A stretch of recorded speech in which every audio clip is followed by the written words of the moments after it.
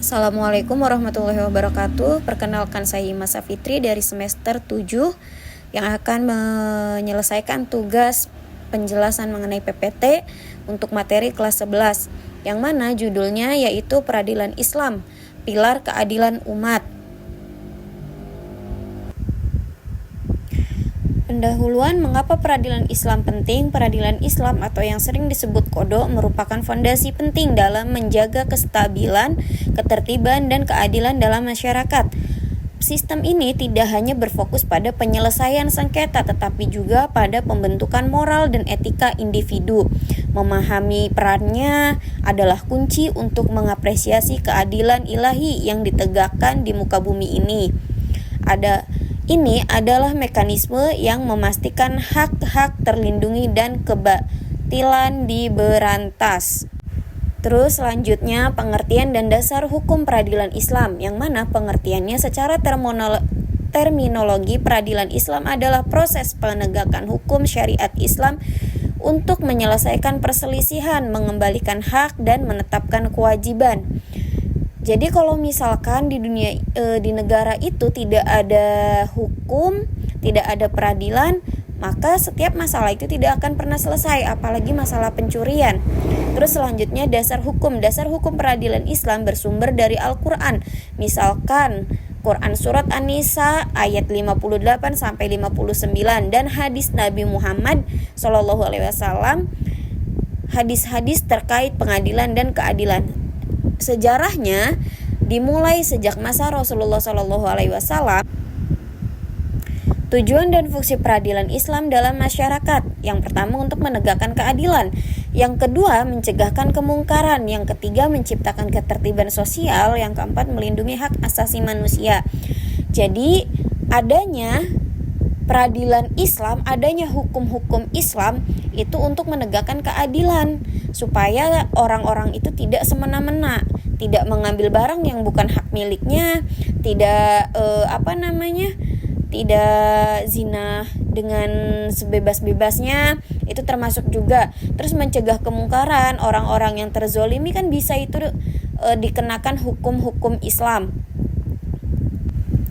Terus prinsip-prinsip utama peradilan Islam. Peradilan Islam berlandaskan pada prinsip-prinsip universal yang menjamin keadilan dan kesetaraan bagi semua pihak. Keadilan, hukum harus memutuskan perkara tanpa memihak berdasarkan bukti yang sahih dan hukum Allah. Terus integritas, hakim dan seluruh aparat peradilan harus jujur, adil dan tidak dapat disuap. Terus kesetaraan, semua pihak yang berperkara tanpa memandang status sosial, kekayaan atau keturunan diperlakukan sama di hadapan hukum. Terus transparansi, lalu kedamaian, yang mana mengutamakan upaya damai sahih sebelum memutuskan perkara jika memungkinkan. Jadi hakim itu tidak boleh memihak ke kanan ataupun ke kiri, jadi harus di tengah-tengah menjadi penengah, yaitu ada mahkamah syariah, mahkamah hisbah, mahkamah jinayah, mahkamah mazolim. Mahkamah syariah mengurusi perkara-perkara yang berkaitan dengan hukum keluarga, munakahat, warisan, dan wakaf. Mahkamah hisbah itu bertanggung jawab atas pengawasan moral pasar dan memastikan pelaksanaan perintah agama serta pencegahan kemungkaran. Mahkamah jinayah mengadili perkara-perkara pidana seperti hudud, qisas, ta'zir yang diatur dalam syariat Islam. Lalu yang terakhir, mahkamah mazolim menangani kasus-kasus pengaduan rakyat terhadap penguasa atau pejabat negara yang berbuat zolim. Jadi kalau pejabat negaranya berbuat zolim, korupsi, atau semena-mena sama rakyatnya, berarti melaporkannya kepada mahkamah mazolim. Terus peran hakim dan saksi dalam proses peradilan Islam. Peran hakim itu sangat dibutuhkan, karena jikalau tidak ada hakim, maka yang memutuskan hukuman itu siapa? Dan jika tidak ada saksi, maka yang akan menyatakan bahwa itu benar atau tidak, bahwa itu bohong atau jujur, itu siapa?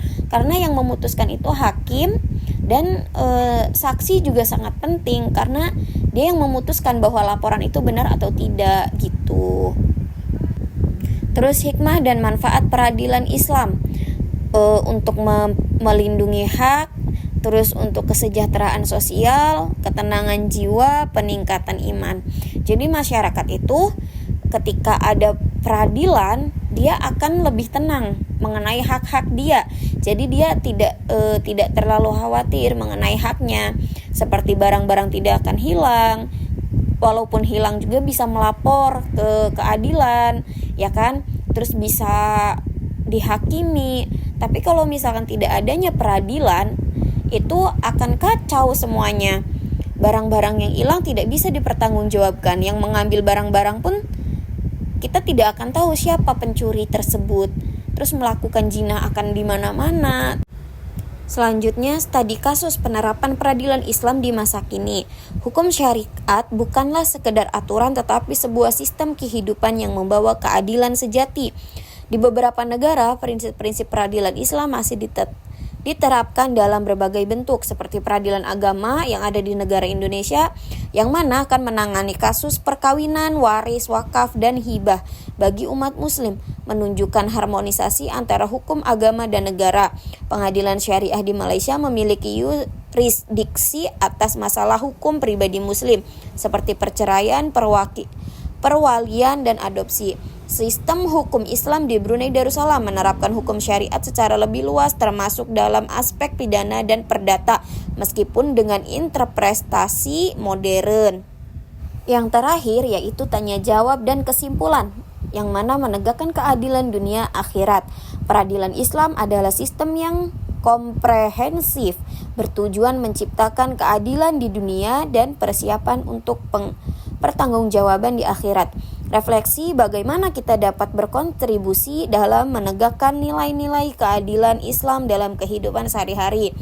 Tindakannya, pendidikan hukum Islam yang kuat sangat penting untuk melahirkan generasi yang memahami dan menjunjung tinggi keadilan. Baik, dari sedikitnya penjelasan yang sudah saya sampaikan, kurang lebihnya mohon maaf. Cukup sekian. Wabillahi taufik wal hidayah. Wassalamualaikum warahmatullahi wabarakatuh.